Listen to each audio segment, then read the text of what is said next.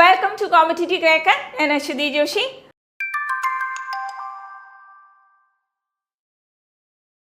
അപ്പം നമ്മുടെ LP-UPയുടെ general notification ക്ഷണിച്ചപ്പോൾ അപേക്ഷിക്കാൻ കഴിയാത്ത ഒത്തിരി കുട്ടികൾക്ക് ആശ്വാസവുമായിട്ടാണ് നമ്മുടെ LPSCയുടെ MCAയുടെ നോട്ടിഫിക്കേഷൻ ക്ഷണിച്ചത് അല്ലേ. ഒരു വേക്കൻസി, 2 വേക്കൻസിയോ ഉള്ള, അല്ലെങ്കിൽ 3 വേക്കൻസിയോ ഉള്ള, എനിക്ക് കിട്ടില്ല എന്നൊന്നും പറഞ്ഞിരിക്കേണ്ട. നിങ്ങൾക്ക് ആകെ ഒരു ജോലിയെ ആവശ്യമുള്ളൂ അല്ലേ. നല്ല രീതിയിൽ പ്രിപ്പയർ ചെയ്യുക, ആ ഒരു ജോലി നിങ്ങൾക്കുള്ളതാണ്. ആ ഒരു ലക്ഷ്യത്തോടു കൂടി മുന്നോട്ട് പോവുക. അപ്പോൾ നിങ്ങൾക്കറിയാം, നമ്മുടെ LP-UPയുടെ ക്വസ്റ്റ്യൻ പേപ്പർ എടുത്തു കഴിഞ്ഞാൽ 20 മാർക്കിനാണ് സൈക്കോളജി ചോദിക്കുക അല്ലേ.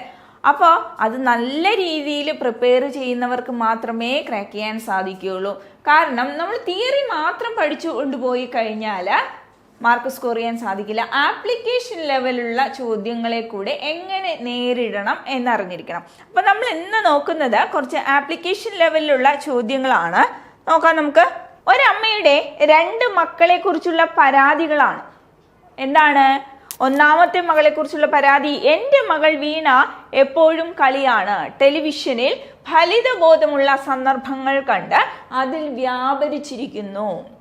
വൈഷ്ണവി ആകട്ടെ, അവരുടെ 2ാമത്തെ മകളാണ് കേട്ടോ. വൈഷ്ണവി ആകട്ടെ എപ്പോഴും കൂട്ടുകാരികളെ കുറിച്ച് പറയാൻ താല്പര്യം കാണിക്കുന്നു. അച്ഛനമ്മമാരുടെ അഭിപ്രായങ്ങളും നിർദ്ദേശങ്ങളും പരിഗണിക്കുന്നില്ല. താഴെ കൊടുത്തിരിക്കുന്നവയിൽ ശരിയായ പ്രസ്താവന. നമ്മൾ ഡെവലപ്മെന്റ് പഠിച്ചിട്ടുണ്ട് അല്ലേ, വികസനം. അതിലെ ഓരോ ഘട്ടങ്ങളെക്കുറിച്ചും അറിഞ്ഞിരിക്കുന്ന ഒരാൾക്ക് മാത്രമേ ഇതിൻ്റെ ആൻസർ എഴുതാൻ സാധിക്കുകയുള്ളൂ. നിങ്ങൾ പഠിച്ചിട്ടുണ്ട്, ആദ്യബാല്യം, മധ്യബാല്യം, അന്ത്യബാല്യം, കൗമാരം ഒക്കെ പഠിച്ചതാണ്. നോക്കൂ, ഓപ്ഷൻ എ ശരിയായ പ്രസ്താവന തിരഞ്ഞെടുക്കുക കേട്ടോ. ഓപ്ഷൻ എ: 2ാം ക്ലാസ്സുകാരിയായ വീണയുടെ പ്രായമുള്ളവർ കളികൾ കൂടുതൽ ഇഷ്ടപ്പെടുന്നു. വയസ്സ് പറഞ്ഞിട്ടുണ്ടേ. കൗമാരക്കാരിയായ വൈഷ്ണവി മാതാപിതാക്കളിൽ നിന്ന് സ്വന്തമായ വീക്ഷണ ചിന്താഗതിയുള്ളതാണ്. അടുത്ത ബി: 8ാം ക്ലാസ്സുകാരിയായ വീണ കളികൾ കൂടുതൽ ഇഷ്ടപ്പെടുന്നു. 3ാം ക്ലാസ്സുകാരിയായ വൈഷ്ണവി മാതാപിതാക്കളുടെ അഭിപ്രായങ്ങളും നിർദ്ദേശങ്ങളും പരിഗണിക്കുന്നില്ല. ഓപ്ഷൻ സി എയും ബിയും തെറ്റ്. ഓപ്ഷൻ ഡി ബി ശരി, എ തെറ്റ്. എന്താണ് ഇവിടെ ഉത്തരം: 2ാം ക്ലാസ്സുകാരിയായ വീണയുടെ പ്രായമുള്ളവർ കളികൾ കൂടുതൽ ഇഷ്ടപ്പെടുന്നു. കൗമാരക്കാരിയായ വൈഷ്ണവി മാതാപിതാക്കളിൽ നിന്ന് സ്വതന്ത്രമായ വീക്ഷണ ചിന്താഗതി. ശരിയല്ലേ? 2ാം ക്ലാസ്സുകാരിയുടെ പ്രായം എത്രയാണ് എന്ന് നിങ്ങൾക്കറിയാം അല്ലെ. 7 വയസ്സുള്ള കുട്ടിയായിരിക്കും. കൗമാരക്കാരിയുടെ സ്വഭാവ സവിശേഷതകൾ നിങ്ങൾ പഠിച്ചിട്ടുണ്ട്, വികസന ഘട്ടത്തിൽ പഠിച്ചിട്ടുള്ളതാണ്. വൈഷ്ണവി മാതാപിതാക്കളിൽ നിന്ന് സ്വതന്ത്രമായ വീക്ഷണ ചിന്താഗതി. അപ്പം നിങ്ങൾ ആദ്യബാല്യം, മധ്യബാല്യം, അന്ത്യബാല്യം ഓരോ ഘട്ടത്തിലെയും സവിശേഷതകൾ, അതുപോലെ കൗമാരഘട്ടത്തിലെ സവിശേഷതകൾ വ്യക്തമായിട്ട് പഠിച്ചിരിക്കുക. എന്നിരുന്നാൽ മാത്രമേ ഇതിൻ്റെ ആൻസർ നിങ്ങൾക്ക് എഴുതാൻ സാധിക്കുകയുള്ളൂ. അടുത്ത ചോദ്യം നോക്കാം നമുക്ക്. ഭാഷാ വികസനവുമായി ബന്ധപ്പെട്ട സ്കിന്നറുടെ കാഴ്ചപ്പാടിൽ പെടാത്തത്. ഓപ്ഷൻ എ ചോദക പ്രതികരണ ബന്ധത്തിലൂടെയുള്ള പ്രബലനം. ഓപ്ഷൻ ബി കുട്ടിയുടെ പരിസരത്തിലും കിട്ടുന്ന പ്രതികരണത്തിലും ഊന്നൽ. ഓപ്ഷൻ സി പ്രത്യക്ഷ പ്രബലനത്തെ അനുകൂലിക്കുന്നു. ഓപ്ഷൻ ഡി കുട്ടിയുടെ ആന്തരിക പ്രക്രിയയിൽ ഊന്നൽ. എല്ലാ പഠന സാഹചര്യങ്ങളിലും പ്രത്യക്ഷ പ്രബലനം പ്രയോജനം ചെയ്യില്ല. ഏതായിരിക്കും? സ്കിന്നറുടെ കാഴ്ചപ്പാടിൽ പെടാത്തത് ഇവിടെ കുട്ടിയുടെ ആന്തരിക പ്രക്രിയയിൽ ഊന്നൽ. കുട്ടിയുടെ ആന്തരിക പ്രക്രിയയിൽ ഊന്നൽ കൊടുത്തത് ആരാണ്? ആൽബർട്ട് ബന്ധൂരിയാണ്. അനുകരണ പഠന സിദ്ധാന്തവുമായി ബന്ധപ്പെട്ട ആൽബർട്ട് ബന്ധൂരിയാണ്. അദ്ദേഹമാണ് പറഞ്ഞത് എല്ലാ പഠന സാഹചര്യങ്ങളിലും എന്ത് പ്രയോജനം ചെയ്യില്ല? പ്രത്യക്ഷ പ്രബലനം പ്രയോജനം ചെയ്തില്ല. ഇനി സ്കിന്നറുടെ കാഴ്ചപ്പാടാണ് ചോദക പ്രതികരണ ബന്ധത്തിലൂടെയുള്ള പ്രബലനം, കുട്ടിയുടെ പരിസരത്തിലും കിട്ടുന്ന പ്രതികരണത്തിലും ഊന്നൽ, പ്രത്യക്ഷ പ്രബലനത്തെ അനുകൂലിക്കുന്നു. തെറ്റിക്കരുത് കേട്ടോ. ഇത് ആൽബർട്ട് ബന്ധൂരയുടെ കാഴ്ചപ്പാടാണേ. ഇനി അടുത്ത ചോദ്യം നോക്കൂ. അമ്മേ, ഈ അമ്പിളി അമ്മാവൻ എന്തിനാ ഞാൻ എങ്ങോട്ട് പോയാലും കൂടെ വരുന്നത്? അമ്മുവിൻ്റെ ചോദ്യമാണിത്. പിയാഷെയുടെ വൈജ്ഞാനിക വികസന സിദ്ധാന്ത പ്രകാരം അമ്മു ഏതു ഘട്ടത്തിലാണ്? പിയാഷെയുടെ വൈജ്ഞാനിക വികസന ഘട്ടങ്ങൾ നിങ്ങൾ പഠിച്ചിട്ടുള്ളതാണ്. ഇന്ദ്രിയ ചാലക ഘട്ടം, പ്രാഗ് മനോവ്യാപാര ഘട്ടം, മൂർത്ത മനോവ്യാപാര ഘട്ടം, ഔപചാരിക ഘട്ടം. ഇതെല്ലാം പഠിച്ചിട്ടുള്ളതാണ്. ഇതിലേതാണ്?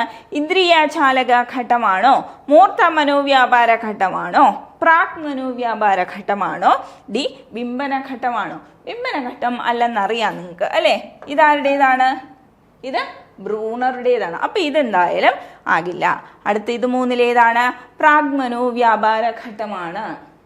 തന്നിൽ നിന്ന് വേറിട്ട എല്ലാ വസ്തുവിനും ഒരു അസ്തിത്വം ഉണ്ടെന്ന് കുട്ടിക്കറിയില്ല.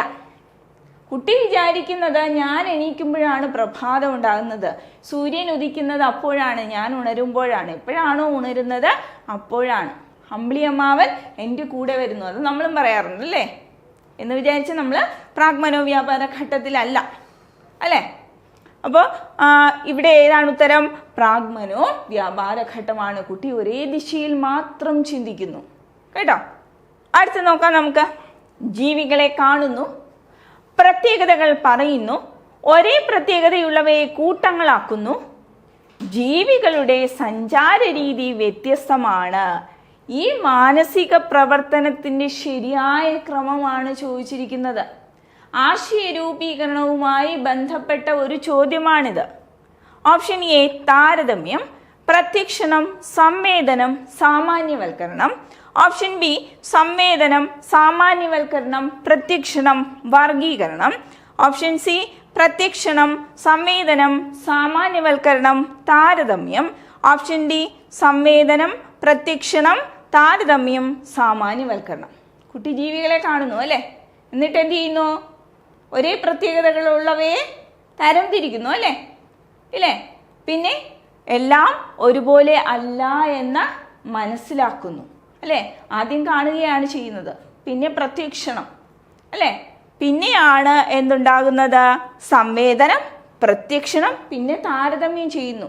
അവ പരസ്പരം വ്യത്യസ്തമാണ്. പിന്നെ അവസാനം സാമാന്യവൽക്കരണത്തിൽ എത്തുകയാണ് ചെയ്യുന്നത്.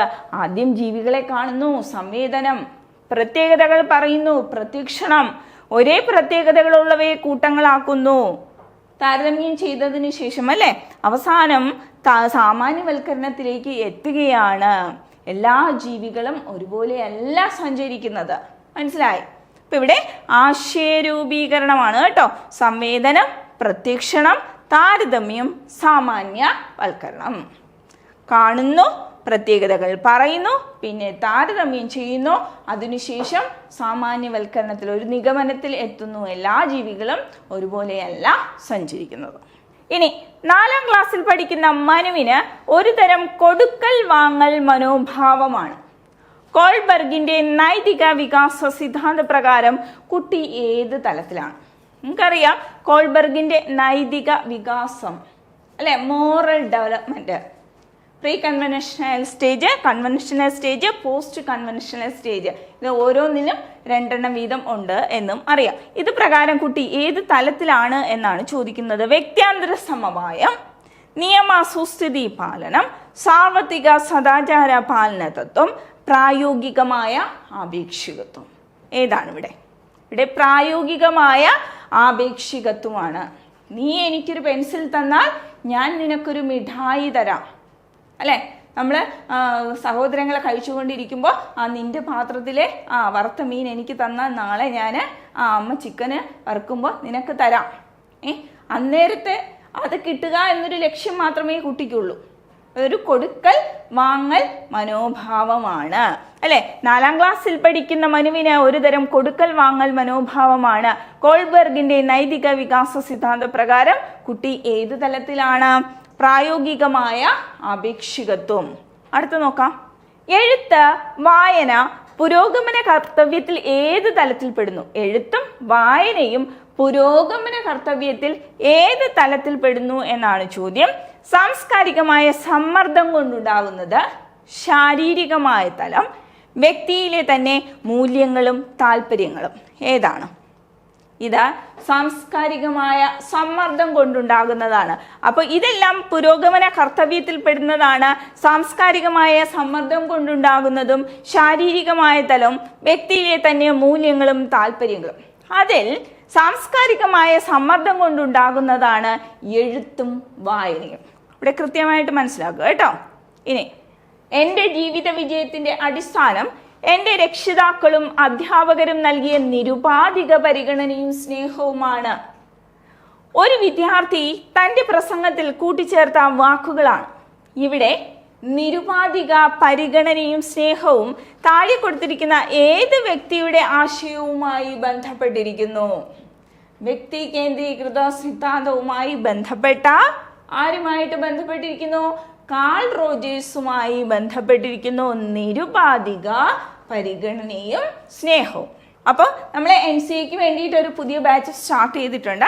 നന്നായിട്ട് പഠിച്ച് ഒരു ജോലി നേടണം എന്ന് ആഗ്രഹമുള്ളവരുണ്ടെങ്കിൽ തീർച്ചയായിട്ടും നമ്മുടെ ബോർഡ് നമ്പറിൽ കോൺടാക്ട് ചെയ്യുക. മാത്രമല്ല താഴെ നമ്മളൊരു ലിങ്ക് കൊടുത്തിട്ടുണ്ട് കേട്ടോ. നമ്മുടെ വാട്സപ്പ് ഗ്രൂപ്പ് ലിങ്കാണ്, ഫ്രീ ഗ്രൂപ്പാണ്. തീർച്ചയായിട്ടും നിങ്ങൾക്ക് അതിൽ ജോയിൻ ചെയ്യാം. കൃത്യമായ നോട്ടുകളും അപ്ഡേഷനും ഒക്കെ അവിടെ നിങ്ങൾക്ക് അറിയാൻ സാധിക്കും. അപ്പോൾ ഇതുപോലുള്ള ക്ലാസ്സുകളുമായി വീണ്ടും കാണാം. താങ്ക്